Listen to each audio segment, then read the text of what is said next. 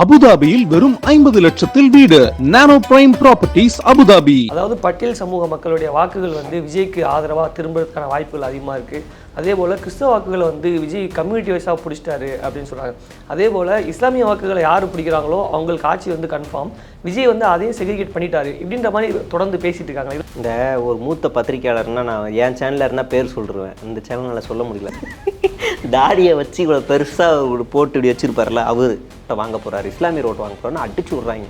அவர் நடித்த பீஸ்ட்டு, வேலாயுதம், அப்புறம் துப்பாக்கி, இந்த படத்தில் அவர் இஸ்லாமியர்களை எப்படி சித்தரிச்சிருப்பார்.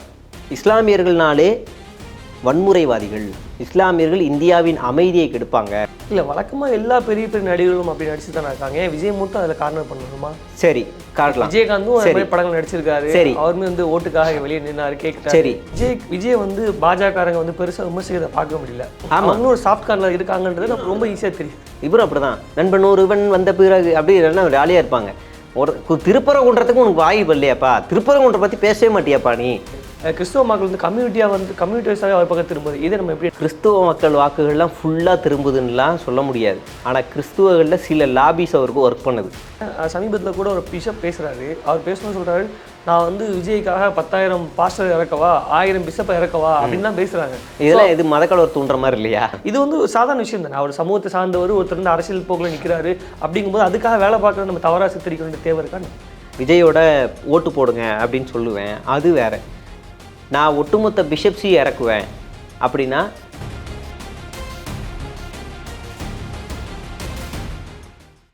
50க்கும் மேற்பட்ட உலக நாடுகளில் 100 கோடிக்கும் அதிகமான ஆகாயம் தமிழ் பார்வையாளர்களுக்கு பேரன்பும் திருநன்றி. ஆகாயம் வாய்ஸ் நேயர்களுக்கு அன்பு வணக்கம். நம்முடன் பத்திரிகையாளர் சே அவர்கள் இருந்திருக்கிறார். வணக்கம் ப்ரோ. வணக்கம் ப்ரோ. அதே போல் நீ தொடர்ந்து பார்த்தீங்கன்னா வந்து தாவேக்கு ஆதரவாக பேசக்கூடிய நபர்கள் வந்து பலரும் பல சேனலில் உட்காந்து பல விஷயங்கள் பேசிகிட்டு இருக்காங்க. குறிப்பாக பார்க்கணும், மூத்த பத்திரிகையாளர் சிலர் பேசக்கூடிய விஷயங்கள்லாம் பார்க்கும்போது நமக்கே ஆச்சரியமாக இருக்குது. அவங்க சொல்லக்கூடிய விஷயங்கள் என்னென்னா வந்து, அதாவது பட்டியல் சமூக மக்களுடைய வாக்குகள் வந்து விஜய்க்கு ஆதரவாக திரும்புறதுக்கான வாய்ப்புகள் அதிகமாக இருக்குது. அதே போல் கிறிஸ்தவ வாக்குகளை வந்து விஜய் கம்யூனிட்டி வைஸாக பிடிச்சிட்டாரு அப்படின்னு சொல்கிறாங்க. அதே போல் இஸ்லாமிய வாக்குகளை யார் பிடிக்கிறாங்களோ அவங்களுக்கு ஆட்சி வந்து கன்ஃபார்ம். விஜய் வந்து அதையும் செக்ரிகேட் பண்ணிட்டாரு இப்படின்ற மாதிரி தொடர்ந்து பேசிகிட்டு இருக்காங்க. இதெல்லாம் எப்படி எடுத்துக்குது? இந்த ஒரு மூத்த பத்திரிகையாளர்னா நான் என் சேனலில் இருந்தால் பேர் சொல்லிடுவேன். இந்த சேனலில் சொல்ல முடியல. தாடியை வச்சு இவ்வளோ பெருசாக போட்டு இப்படி வச்சுருப்பார்ல, அவர் Vijay is very good leader. Actually அதாவது நம்ம ஊரில் வந்து தமிழில் ஒரு 4 வார்த்தை பேசணுன்னா போடான் போர் அடிச்சுன்னு மாற்றிடுவாங்க. அதை இங்கிலீஷில் சொன்னோன்னு வைங்களேன், ஏதோ சொல்கிறான்டா விஜய் இருக்கடா இவன்ட்ட அப்படின்னு ஒத்து பார்ப்பாங்க. Actually what I'm saying, Vijay is super charismatic leader அப்படின்னா பார்ப்பான் ரசிச்சு. விஜய் சூப்பரான ஆளியானா போடான்னு மாறிடும். அப்போ அந்த மாதிரி அந்த பத்திரிகையாளர் வந்து Dinamalar is executive story about Vijay next opposition லீடர்னு தினமலரே சொல்கிறான். தினமலர்னா பெரிய இதுவா என்ன, எனக்கு புரியல. அது ஒரு சாதாரண பத்திரிக்கை.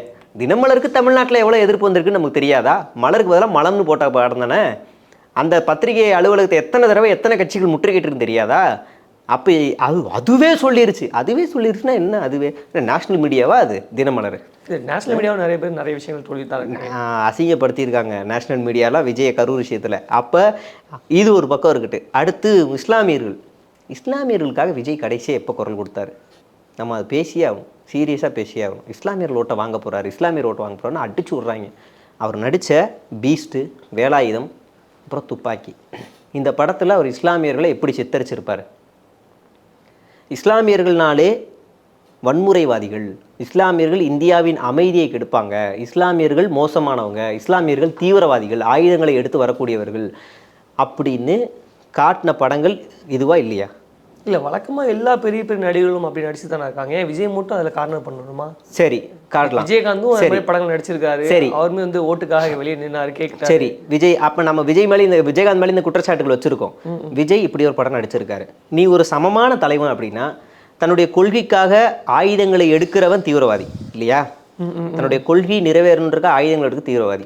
இந்த நாட்டில் ஒரு கூட்டம் இருக்குது, வேலும் சூலாயுதமும் கத்தியும் எடுத்துக்கிட்டு இஸ்லாமியர் கோவில்களில் போய் சிறுநீர் கழிக்கிறது, இஸ்லாமியர் கோவிலை இடிக்கிறது, கிறிஸ்துவர் அந்த அவங்க பேர் என்ன, கன்னியாஸ்திரிகளை எரிக்கிற மாதிரியான செயல்களில் இந்திய நாட்டில் ஈடுபட்டது யார், எந்த அமைப்பு? அப்போ அந்த அமைப்பு எதிர்த்து நீ ஏதாவது ஒரு படம் நடிச்சிருக்கியா? ஏதாவது ஒரு படம் நீ இந்துத்துவ எதிர்த்து நடிச்சிருக்கியா? இல்லைல்ல. அப்போ இஸ்லாமியர்கள் வெறுப்பை மட்டுமே நீ சினிமாவில் கக்கிட்டு வந்திருக்கீங்க. நீ சமமான தலைவர்னா ஏதாவது ஒரு படத்துலையாவது இஸ்லாமியர்கள் சமமானவங்கன்னு சொல்லியிருக்கணும்ல. எந்த படத்துலையும் சொல்லலையே. இப்போ நீ வந்து ஒரு குல்லா போட்டு நோம்பு கஞ்சி குடிச்சிட்டு நானும் இஸ்லாமியர் கூட இருக்குன்றது என்ன வகையில் நியாயம்? இப்போ ஒன்றும் இல்லை. இப்போ ஒரு இஸ்லாமியரால் இந்த சமூகத்தில் நடக்கிற கருத்தை சுதந்திரமாக சொல்ல முடியும். ஆனால் இந்துத்துவாவே பாஜக அரசாங்கத்தை விமர்சித்து பேச முடியுமா? சுதந்திரமாக பேச முடியுமா? சரி, தமிழ்நாட்டில் கூட பேச முடியுங்க. வடமாநிலங்களில் போயிட்டு சமூக பிரச்சனையை மட்டுமாவது பேச முடியுமா? சுதந்திரமாக ஒரு கருப்பு கலரில் காய்கறியாவது வாங்கிட்டு போக முடியுமா? அப்போ அவ்வளோ பெரிய சிக்கல்கள் வந்திருக்குன்னா அதுக்கு ஒரு வகையில் சினிமாவும் தானே காரணம். எத்தனையோ படங்கள் வந்திருக்குல்ல. நான் மாற்றுன்னு சொல்கிறேன், நீ மாற்றா வேறு ஏதாவது படம் நடிச்சிருக்கணும்ல. சரி, அதை கூட விடுங்க. சினிமாவில் நீ நடக்கிற எத்தனை பிரச்சனைகள் இருக்குது. சினிமாவில் ஊழல் நடக்குதா இல்லையா? நடக்குது. நீ ஊழலுக்கு எதிராக பேச வேணாம், அது ரொம்ப டெப்த்தான ஸ்டோரி. பெண்களுக்கு எதிரான மீ2 ஹேஷ்டேக்லாம் ட்ரெண்ட் ஆகும்போது உங்களோட வாய்ஸ் என்ன?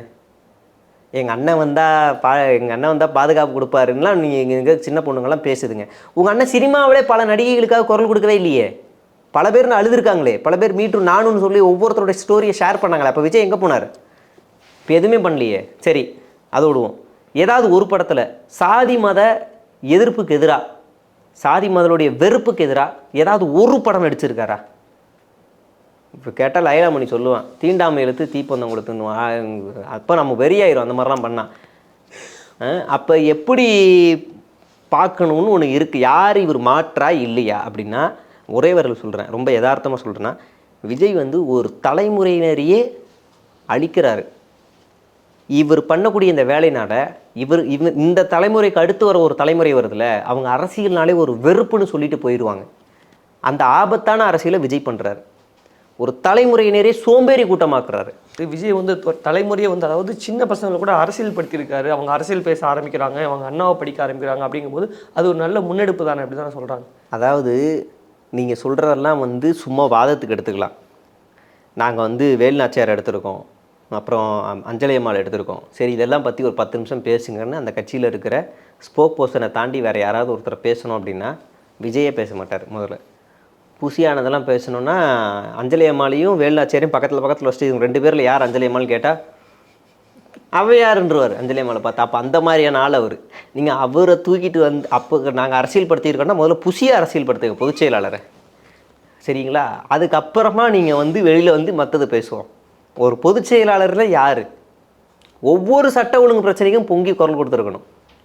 அப்போ நீங்கள் வந்து அரசியல் படுற சொல்கிறலாம் சும்மா பேருக்கு மேலோட்டமாக ஏதாவது சாட் ஜிபிடியில் வந்து ஏதாவது படிச்சுட்டு மேய்ஞ்சிட்டு வந்து எனக்கு கமெண்ட் ரீட்வீட் பண்ணிகிட்டு இருக்காங்க.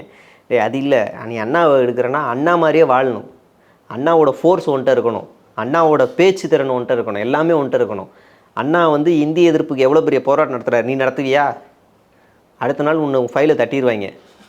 அப்போ நீ என்ன பண்ணுவேன்னா அப்போ அமைதியாக இருக்கணும். சனாதனத்துக்கு எதிராக பேசக்கூடாது, வர்ணாசிரம எதிர்த்து தர்மத்துக்கு எதிராக பேசக்கூடாது, சைலண்ட்டாக இருக்கணும். எது தேவை? திமுக எதிர்ப்பா, அதை மட்டும் பேச போதும். அவ்வளோதான். இதை நீங்கள் அரசியல் படுத்துறது இல்லை, வெறுப்பை கக்குறது.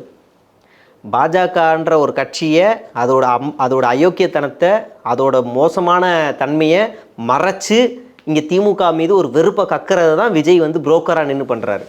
நீங்கள் இன்றைக்கி பாஜக மேலே இருக்கிற கரைகள் எல்லாம் அமுங்கியிருக்கா இல்லையா? விஜய் வந்ததுக்கப்புறம் பாஜகவுடைய விமர்சனங்கள்லாம் குறைஞ்சிருக்கா இல்லையா? யார் காரணம்? விஜய் தான் காரணம். அந்த வேலையை புரோக்கராக நின்று நடுவில் பண்ணுறாரு. விஜய் வந்து பாஜகங்க வந்து பெருசாக விமர்சிக்கிறத பார்க்க முடியல. ஆமாம், ஒரு சாஃப்ட் கார்னில் இருக்காங்க. இவரும் அப்படிதான், ஈஸியாக தெரியுது. இவரும் அப்படிதான். நண்பன் ஒருவன் வந்த பிறகு அப்படி இல்லைன்னா ஜாலியாக இருப்பாங்க. ஒரு திருப்பரங்குன்றத்துக்கு உனக்கு வாய்ப்பு இல்லையாப்பா? திருப்பரங்குன்றம் பற்றி பேசவே மாட்டியாப்பா நீ? சொன்னால் புரியாது, சொல்லக்கூட அடங்காது, அப்படிலாம் பாட்டு பாடுற நீ. முருகனுக்கு வேல் வச்சுட்டு கையிலெல்லாம் பண்ணுறீங்க. என்னென்ன வேலுன்னு கில்லியில் உங்கள் பேரே வேலு தானே? என்னப்பா நீ? இப்போ வேல்முருகனுக்கு ஏதாவது ஒன்றுனா வரமாட்டியா? ஆனால் மத்திய அமைச்சர் முருகனுக்கு ஏதாவதுனா ஓடுவார். புரியுதுங்களா? அந்த முருகனுக்கு ஏதாவதுனா ஓடுவார். இங்கே இருக்க முருகன் அப்படியே சைலண்ட்டாக பண்ணுவார். நான் கூட 2 நாள் முன்னாடி பயங்கரமாக ஏமாந்துட்டேன் விஜயை பார்த்து. வெள்ளை சட்டை வெள்ளை வேட்டிலாம் கட்டிக்கிட்டு நான் நினச்சேன் மெர்சல் படம் மாதிரி வேட்டியை மடிச்சு கட்டி ஏதோ சமூக பிரச்சனைக்காக போராட போகிறாரு. மட்டிச்சிட்டாரா, இறங்கிட்டாரா அப்படின்னு நினச்சிட்டு இருந்தேன். அப்புறம் காயினை வேறு சுண்டி விட்டார். காயின் ஆகா கத்தி படம், இருட்டு ரூமில் போட்டு அட்டின்னு அடிக்க போகிறாரு. சங்கிகளா நீங்கள் செத்தீங்க, திருப்பரங்குன்ற இஷ்யூலாம் ஓடிடு, அர்ஜுன் சம்பத்தண்ணே, ராம் ரவிக்குமார், தாடிலாம் பார்த்துக்கோங்க அப்படின்னு பயந்துட்டு இருந்தேன். கடைசியில் பார்த்தா அந்த காயினை பிடிச்சி மொய்க்க வாங்கி கல்யாணத்துக்கு போயிட்டு வர்றாரு. அப்போ என்ன உங்களுக்கு எதை பேசணுமோ பேசலை. மழை பிரச்சனைக்கு ஒரு அறிக்கை விடுறாரு, கொஞ்சமாக பெஞ்ச மழையா. இங்கே மனசாட்சி சொட்டு சொல்லணும், நீங்களும் சென்னையில் இருந்தீங்க, கொஞ்சமாக பெஞ்ச மழையா? அந்த நேரம் அடிச்சது கடுமையான மழை தான். 5 நாள் கொஞ்சமாக பெஞ்ச மழை. அப்போ இவர் வந்து பாலவாக்கத்துலேருந்து கண்ணாடி டோர் லைட்டாக திறந்துருப்பார், தூரல் போடுது, ஓகே கொஞ்சமாக பெஞ்சிருக்கு, தண்ணி தரையை தேங்கி நின்றுருக்கு. அப்போ இதான் ஸ்டேட்மெண்ட்டு, ஓகே சைனை போடு முடிஞ்சு, மறுபடியும் தூங்கு, அவ்வளோதான். அதே போல் இந்த பட்டியல் சமூக வாக்குகள் வந்து அவர் பக்கம் திரும்புது, கிறிஸ்துவ மக்கள் வந்து கம்யூனிட்டி வைஸாகவே அவர் பக்கம் திரும்புது. இதை நம்ம எப்படி எடுத்துக்கிறதோ இறுதிய கொஸ்டின் எடுத்துவோம். கிறிஸ்துவ மக்கள் வாக்குகள்லாம் ஃபுல்லாக திரும்புதுன்னெலாம் சொல்ல முடியாது. ஆனால் கிறிஸ்துவர்களில் சில லாபிஸ் அவருக்கு ஒர்க் பண்ணுது, நான் அந்த டேட்டாஸை கொஞ்சம் கவர் பண்ணி ரிசர்ச் பண்ணிக்கிட்டு இருக்கேன். சில கிறிஸ்துவ மிஷினரிஸ் சரிங்களா, அவங்க என்ன பண்ணுவாங்கன்னா ஒரு சில ஸ்டூடெண்ட்ஸை தேர்வு செஞ்சு அவங்கள படிக்க வைப்பாங்க. ஃபாரினருக்கு அனுப்புறது, பிஹெச்டி பண்ண வைக்கிறது, MSW படிக்க வைக்கிறது, அவங்களாம் அனுப்புவாங்க. திரும்ப அவங்க வந்து என்ன பண்ணுவாங்கன்னா தமிழ்நாடு இல்லை இந்தியா முழுக்க இருக்கிற ஸ்லம் ஏரியாஸுக்கு போவாங்க, மலைவாழ் மக்கள் இருக்க இடத்துக்கு போவாங்க, அங்கே போய் கல்வி கற்றுக் கொடுப்பாங்க, மருத்துவ உதவி செய்வாங்க, இந்த மாதிரி ஏதாவது ஒரு சில வேலைகள் செய்வாங்க. இப்போ அந்த டீம் அதில் ஒரு 2-3 பேர் நான் எடுத்து வச்சுருக்கேன். அவங்க எல்லாருமே தாவேக்காவில் சேர்ந்துருக்காங்க. அவங்க படித்த எந்த மிஷினரியில் படித்தாங்க, எங்கே பிஹெச்டி பண்ணாங்க, என்ன பண்ணாங்கன்னு எல்லாமே தெரியும். அதில் ஒரு லேடி ப்ரெஸ் மீட்டும் கொடுக்குது. தாவேக்கா இப்போ அதே நான் முன்னாடி சொன்னேன்ல, இப்போ நான் வந்து தமிழில் சொல்கிறேன் ஒரு விஷயத்தை, நான் ஏன் தாவேக்காவை ஆதரிக்கிறேன், ஏன்னா அது ஒரு நல்ல கட்சி அப்படின்னா போடா லூசுன்னு திருப்பிட்டு போயிடுவாங்க வீடியோவை. அப்போ இப்போ நான் இங்கிலீஷ் சொல்கிறேன், why I choose TVK because it's a beautiful party அப்படின்னா, ஏதோ சொல்கிறான்ப்பா இங்கிலீஷில் அப்படின்னு உள்ளே பார்ப்பான். அப்போ அந்த பொண்ணு அப்படி தான் பேசுது. அப்போ அப்படி பேசி அந்த பொண்ணு என்ன பண்ணுதுன்னா இப்போ தாவேக்காவுக்கு கேம்பெயின் பண்ணுது, ஸ்லம் ஏரியா அதிலலாம் போயிட்டு. இதுக்கு பின்னாடி ஃபண்ட் ரைஸ் பண்ணுற எல்லாமே மிஷினரிஸ், கிறிஸ்டின் மிஷினரிஸ். அப்போ இந்த டேட்டாவை இன்னும் நம்ம ஆதாரத்தோடு எடுத்தால் தான் வெளியிட முடியும்னு சொல்லி நான் எடுத்துக்கிட்டு இருக்கிறேன். இவங்களுக்கு என்ன வேலை, இப்போ இந்த எலெக்ஷன் முடிஞ்சோடனே அவங்க அடுத்த அசைன்மெண்ட்டு, அடுத்த ப்ராஜெக்ட் வந்துடும், அங்கே போய் ஸ்லம்மில் போய் வேலை செய்வாங்க, டிவி கட்சியை விட்டு வெளியே போயிடுவாங்க. சமீபத்தில் கூட ஒரு பிஷப் பேசுகிறாரு. அவர் பேசும்போது சொல்கிறாரு, நான் வந்து விஜய்க்காக 10,000 பாஸ்டர் இறக்கவா, 1000 பிஷப்பை இறக்கவா அப்படின்லாம் பேசுகிறாங்க. இதெல்லாம் இது மதக்கலவர் தூண்டுற மாதிரி இல்லையா? இல்லை, இறக்கி அவருக்காக வேலை பண்ண வைப்போம், நாங்கள் அவர் ஆட்சி கொண்டு வந்துடுவோம், பார்க்குறீங்களா அப்படின்னு சவால் விடுற மாதிரி விஷயங்களா இருக்குது. இது வந்து ஒரு சாதாரண விஷயம் தானே. அவர் சமூகத்தை சார்ந்தவர், ஒருத்தர் வந்து அரசியல் போக்கில் நிற்கிறாரு அப்படிங்கும்போது அதுக்காக வேலை பார்க்குறது நம்ம தவறாக சித்தரிக்க வேண்டிய தேவை இருக்கான்னு. அதாவது என்னோட கிறிஸ்துவ ஆட்களுக்கு வரவர்கள்ட்ட விஜயோட கொள்கையை பற்றி எடுத்து பேசுவேன், விஜயோட ஓட்டு போடுங்க அப்படின்னு சொல்லுவேன், அது வேறு. நான் ஒட்டுமொத்த பிஷப்ஸையும் இறக்குவேன் அப்படின்னா, ஒவ்வொரு பிஷப் கீழேயும் சர்ச்சில் வந்து நிறைய பேர் இருப்பாங்க, அவங்க எல்லாரையுமே நான் இறக்குவேன் அப்படின்னு சொல்கிறது இருக்குல்ல. அப்படி அது முதல்ல சாத்தியமானு கேட்டால் அப்படிலாம் சாத்தியம் கிடையாது. இங்கே இருக்க நிறைய பிஷப்ஸ்குள்ளேயே ஒருத்தருக்கு ஒருத்தர் முரண்பாடுகள்லாம் நிறைய இருக்குது. நான் வந்து ஒரு பிஷப் கூட தான் நான் பயணம் பண்ணிகிட்டு இருந்தேன். அப்புறம் ஒரு கலைக்குழுவாக பயணம் பண்ணிகிட்டு இருந்தேன். அங்கே எல்லா மதத்தை சேர்ந்தவங்களும் இருப்பாங்க, இஸ்லாமியர் முஸ்லீம் எல்லாம் இருப்பாங்க. ஆனால் அவர் எங்களை அரவணைப்பார். இப்போ அவர் இல்லை. அப்போ நாங்கள் பார்த்துருக்கோம் பிஷப் வந்து எப்படி இயங்குவாங்க அப்படின்னு நான் பார்த்துருக்கேன். இவங்க சொல்கிற மாதிரி இம்மெச்சூர்டான ஆளுங்கள்லாம் பிஷப்ஸ் கிடையாது. இவர் சும்மா ஒரு ஆள்லாம் சொல்லக்கூடிய ஆள்லாம் இல்லை. ரொம்ப டேலண்டடான, ரொம்ப அறிவான ஆளுங்கள்லாம் இருப்பாங்க பிஷப்ஸ். ரொம்ப படிச்சிருப்பாங்க. முக்கியமாக அவங்க எடுக்கிற முடிவு இருக்குல்ல, ரொம்ப நிதானமாக ரொம்ப பொறுமையாக தான் எடுப்பாங்க. சில பிஷப்ஸ், அந்த முக்தார் இன்டர்வியூவில் ஒரு பிஷப் உட்காந்துட்டு பேசுவார்ல, அந்த மாதிரி ஆளுங்கள்லாம் வந்து தற்கூரினே சொல்லலாம், தப்பு கிடையாது, தற்கூரினே சொல்லலாம். நான் நிறைய பிஷப்ஸை பார்த்துருக்கேன். அவங்கள்ட்ட இருக்கிற அரசியல் புரிதல் ரொம்ப ஆச்சரியமாக இருக்கும். கடவுள் நம்பிக்கை சார்ந்து தவிர்த்து அவங்களுடைய அரசியல் பார்வைன்றது விசித்திரமாக இருக்கும். அவங்க கிறிஸ்துவமும் வழிபடுவாங்க, அதே நேரத்தில் காரல் மார்க்ஸ் தத்துவமும் பேசுவாங்க. விசித்திரமாக இருக்கும் அது பார்க்குறது. நானும் பார்த்துருக்கேன். அப்போ அப்படியான ஆளுங்க விஜய் மாதிரி தற்கூரிக்கு ஓட்டு போடுவாங்களா அப்படின்னா, ஆச்சரியக்குறிக்கு ஓட்டு போடுவாங்களான்னா ரொம்ப கஷ்டம். நீங்கள் ஒரு ஆள் சொன்னதுக்காக நீங்கள் இப்போ ஒன்றும் இல்லைங்க, நான் ரொம்ப சிம்பிளாக சொல்கிறேன். ஆனால் இந்தியா முழுவதும் இருக்க இந்துக்களை அனைவரையும் திரட்டி தமிழ்நாட்டில் ஒரு பெரிய புரட்சியை ஏற்படுத்துவோம் அப்படின்னு ஒரு ஆள் சொல்கிறாரு. யாருன்னா அர்ஜுன் சம்பத். முடியுமா? ஏன்? அர்ஜுன் சம்பத் ஒரு டம்மி, கீழே இருக்க டம்மி. அவர்கிட்ட இருந்து பிரிஞ்சு போன இன்னொரு டம்மி தான் ராம ரவிக்குமார். அவர் சொன்னால் நடக்குமா? நடக்காது. அவர் சொல்லி அந்த திருப்பரங்குன்றத்தில் ஒரு 100 பேர் 1000 பேர் வராங்க. அந்த ஆளுங்க போய் கடையை சாத்துங்கடான்னா, யாரா நீங்கள் புதுசாக ஊருக்குள்ள வந்துருக்கீங்க போங்கடான்னு அடித்து விரட்டுறாங்க. ஸோ அந்த திருப்பரங்குன்ற பூர்வீக மக்கள் அடித்து விரட்டுறாங்க. ஏன்னா அவங்களுக்கு தெரியும் இந்த இடத்துல என்ன கோஷம் ஒழிக்கணும், நீங்கள் யாரான்னு தெரியும். அப்போ ஒரு குறிப்பிட்ட நபர் ஒட்டுமொத்த மதத்தையும் நான் திரட்டுவேன் அப்படின்றதெல்லாம் இங்கே சாத்தியம் கிடையாது. நீங்கள் அப்படியே திரட்டினா கூட தமிழ்நாட்டில் அந்த பப்பு வேகாது. நீங்கள் மதத்தை முன்னாடி நிறுத்தினாலோ சாதியை முன்னாடி நிறுத்தினாலோ இங்கே அந்த பப்பு வேகாது. அதில் ரொம்ப தெளிவாக இருக்கிறோம். முடிச்சிருமா? நான் இன்னும் கேட்ப கொஸ்டின்ஸ். உங்களுடைய கருத்துக்களை எங்களோட பகிர்ந்து மிக்க நன்றி. ரொம்ப நன்றி ப்ரோ. அபுதாபியில் வெறும் 50 லட்சத்தில் வீடு. நானோ பிரைம் ப்ராப்பர்ட்டிஸ் அபுதாபி.